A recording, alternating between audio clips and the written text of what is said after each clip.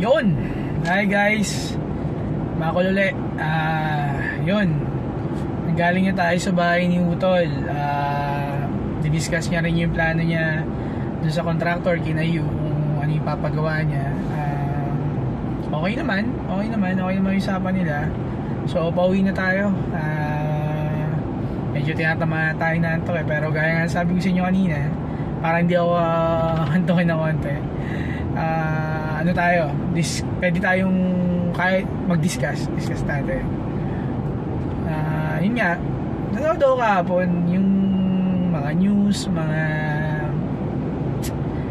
sa Senate, Congress, di Senate, yung kay sa mayor, Miss Alice Go. It's kind of funny lang, no? Kasi if you will look at it, parang of course brilliant yung mga senador natin pero para tayong naglolokohan just for publicity and para na exposure sa alam na natin yun given na yung given na yung kung sino yung mga tao na alam natin sinungaling lang si Miss Alice Go, ganun. Pero ang hindi binabanggit ng mga vloggers besides sa issues, kasi nandun na yan nandun na yung issue, alam na natin yan, Pogo or something, whatever, pero we're just wasting money. Alam mo bakit? Kasi nagtatagal yan, lagi mo lagi kayo gagastos yan, kakain kayo imbis na gumagawa kayo ng batas, tapos magkakaroon ulit ng trial yan sa court naman, di ba? So what if lang, I'm just spitballing, sana magkaroon ng batas na gawin nila na pag nagkakaroon ng Senate inquiry or something like that, there's already a judge presiding na kahit hindi naman siya mag-judge agad, di ba? Hindi mo siya magtatanong literal na nagtatanong na yung mga senador, di ba? So you're finding out the truth. Then uulitin mo na naman yan pagdating ng court. Di doble-doble. Lalo magtatagal bago ma-convict, di ba? So wasting time. Much better if isabay mo na yan dyan. Ewan ko kung possible yun, of course. Pero it's just an idea. Lala, naisip ko lang kasi same thing meron sa Congress, meron sa Senate, parehas lang naman tinatanong, parehas lang din yung gusto nila malaman. Ba't hindi sila sabay? Di ba? Pagwapuan? Papogian sa camera? Pataasan ng popularity sa camera para mapansin sila ng buong Pilipinas? O kung sino mga nanonood? Di ba? Pagalingan? Siguro sa Senado okay kasi mga senador natin hindi nila kailangan ng ganun mga Congress siguro kailangan kasi alam mo naman yung mga yun, di ba?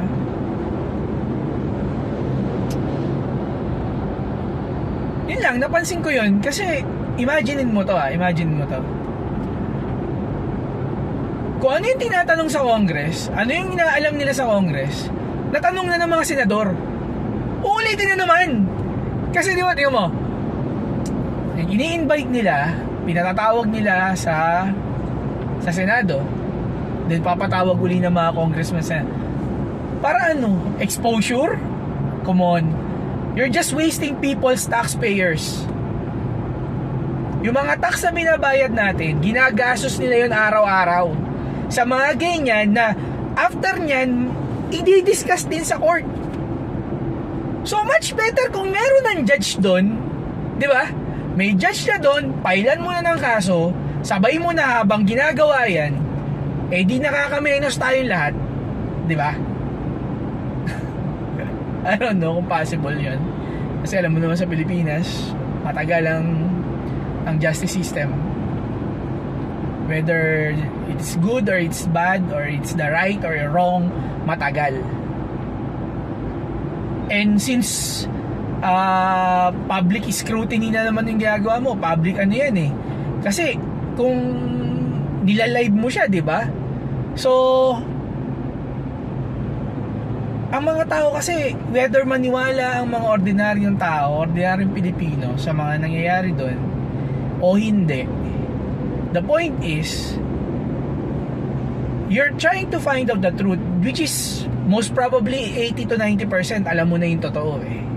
But why don't you do it na sinasabay mo na para mas madali yung justice system natin na nagtatagal lang kasi may mga abogado na doon eh, di ba? May mga abogado na doon, and di ba ang kalaban mo prosecutor, government, eh di ang gawin natin yung mga government prosecutor isabay mo na rin doon para nag-a-analyze na rin sila.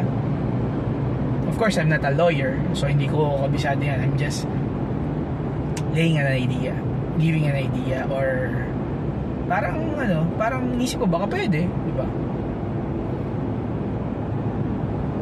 Anyway, that's them. And wala naman tao na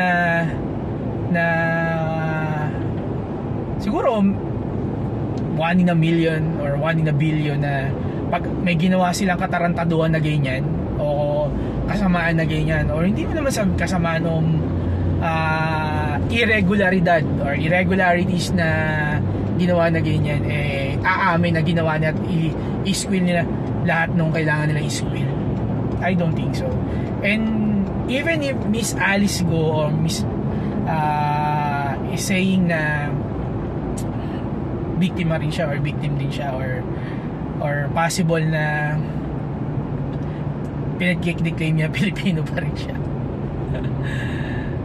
Well,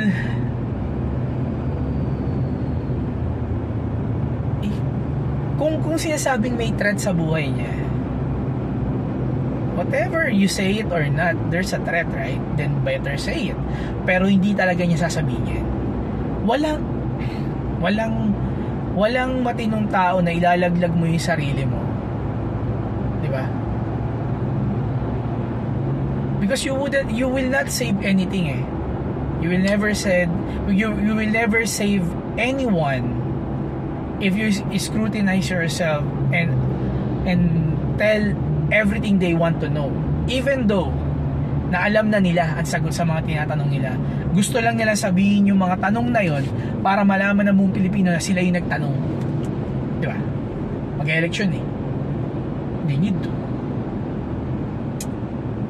Pero isa pa nga pala, imagine mo to, kaya ako sinabi na bakit hindi mo nalang sabay-sabayan. Kasi meron niyang meron niyang protection, di ba? Binibigyan na ang government niya ng protection. May mga pulis na ginagamit diyan. Yung mga pulis na yun, pati yung mga pulis kaya ginagasolina mo yan, kakain pa kayo, syempre lahat yun galing sa tax natin, di ba? So doble gastos. Kasi ganun ulit mangyayari pagdating sa court naman. Ipoprotect mo uli yan, uulitin mo lang. So nagdoble ka lang ng gastos, papunta ng Congress, papunta ng Senate. So bakit hindi mo pag-isahin na lang? At the same time, isabay mo na yung sa judge, di ba? Court, sabay mo na. Sana may makaisip nun na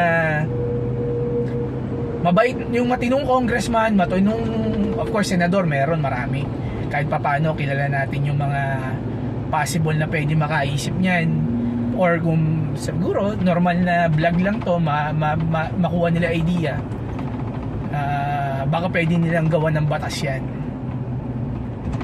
Diba? Na ganun na, total, gumagamit na tayo ng public funds yan eh. Instead, kung alam mo na deep in your heart na alam mo nang talagang makukonvict yan, whether ano pang niya sa korte, dapat isang na lang, kumbaga sa transaction, isang transaction na lang, diba? Sana merong makaisip na ganun, pwedeng pagsabayin yung Senate inquiry, o magsimula tayo doon, pagsabayin mo Senate inquiry pati Congress. Tsaka ba't ang daming gusto magtanong? Ano, papapogi kayo? Gusto nyo ma-expose sa TV, makita kayo kung sino kayo, makilala kayo? Tumakbo kayo senador para makilala kayo. Kasi yung mga senador, ang bumoboto doon, buong Pilipinas. Yung sa mga congressman, district lang yan o kaya party list. Representative lang. So kung gusto yung ma-expose, tumakbo kayo senador. O syempre, hindi nga naman kayo makakatakbo agad ng senador hanggang di kayo na-expose. Kakaroon ng exposure. Exposure. So, magkakaroon din kayo ng exposure. Gawa nila ng batas yan na sabay ang Senate inquiry, pati sabay ang Congress inquiry. Then, later on, dagdag na nila, isama na nila, pati court. Para isang ano na lang. Sa mga security, sa mga ano, isa na lang. Diba? Lalo sa mga ganyan, high profile, na kung alam mo na naman yung totoo, wala rin naman magagawa, later on pa, bago mo pa makonvict yan, aabutin ka ng taon, nag-aaksaya ka ng pera ng taong bayan. Yung mga tax natin, dyan lang na nagagastos. Tapos yung iba na sumusobra pa, di ba? So, yun lang, napansin ko lang yun. Kasi alam na natin alam na natin lahat, walang tao naman maniniwala na wala silang kinalaman doon. Wala given na siya, given. So, kung given ka na, might as well, di ba? Total, lagi nila sinasabi in aid of legislation para makagawa sila ng bagong batas. Ayan, I'm just a simple ordinary person na nagtatrabaho, nagbabayad din ng tax. So, suggestion lang, di ba? You can take it, try to think of it if possible, because in law, sa batas natin, nothing is impossible, di ba? I hope may makadali nitong video. Alam mo naman, we're trying to start something. May idol ako sa mga yung sa mga kung paano mag-dissect ng situations. Gusto ko rin sana i-discuss niyo yung kay BP Sara, pero siguro sa susunod na vlog na lang. Merong akong iniidolo. Sana ma-appreciate nila ako, or gusto ko sila makilala ng personal. Yung mga banateros, especially si Boss Banat Byron, si Boss Byron, then si Boss Dada na sobrang hindi yung talagang malupit di ba? Na nakita ko yung vlog niya na yung nasa Davao, yung sa mayroong gustong i-contest yung SWAT dun sa scanner, parang ganun, gusto na i-take over, something ganun. So si Coach Oli, pero hindi ko siya masyado na napapanood yung sa kanya. Ang napapanood ko madalas kay Banat Bay, kay Sir Byron, pati kay Boss Dada, pati si Sir J yun. Maayos. Sana kung pwede rin masama tayo dyan, hindi part nila or pero kung mabigyan ng chance, makilala sila, ma-recognize tayo, yun. Again, baka isipin nyo maka Duterte ako I like them. I personally I'm being inspired by them because of their philosophy, and sila maayos, matapang, maayos, right, patas, ganun, di plastic, yun nga. Tanda ko yung sabi ni BP Sara yun sa sa budget hearing, something ganun. And doon tayo sa tama lagi. Of course, simpleng tao lang tayo na gusto nating magkaroon din ng kahit papaanong impact and change. Of course, lahat ng tao ganun. Ako kasi patriot ako may pagka-patriot ako. Well, that's me, and I know there's still a lot of people like them and like me. So concern lang, kasi yun, isang concern lang yun sa dami ng concern. Traffic, di ba? Main concern, traffic. It delays progress and stability ng economy. Pwede natin discuss yan some other time.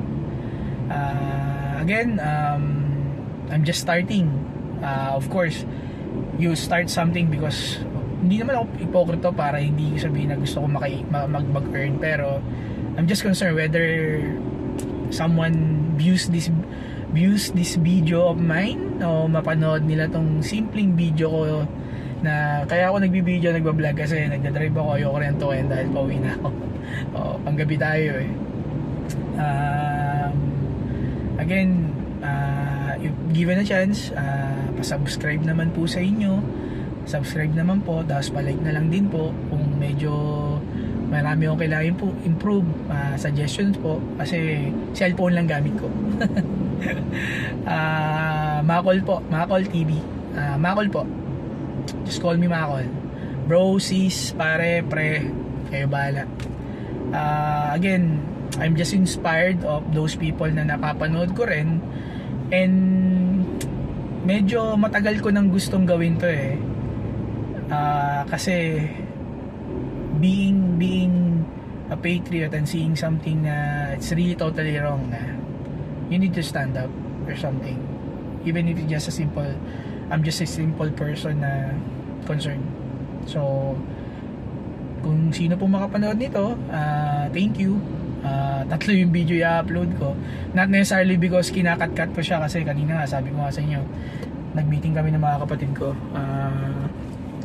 para magawa na yung nasunog namin bahay. Yep. So again, thank you po.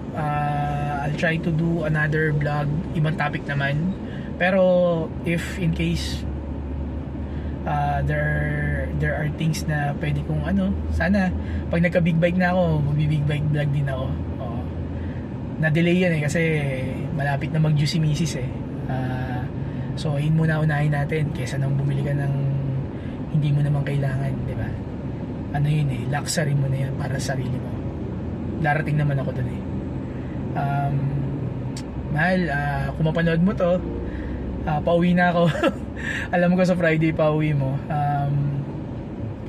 Pauwi na ako. Okay naman yung meeting namin with you. Pati si James nandun, yung architect. Nag-agree kami. Then si Obet pati si ate mag-aasikaso sa City Hall together with them. So okay naman. Ingat ka, and mahal na mahal kita. Mahal na mahal ko kayo ni baby, na mga anak natin. Okay? Again, Makol TV, pa-subscribe na lang po. And pa-like na lang din po. See you again, and Godspeed. Okay? Thank you.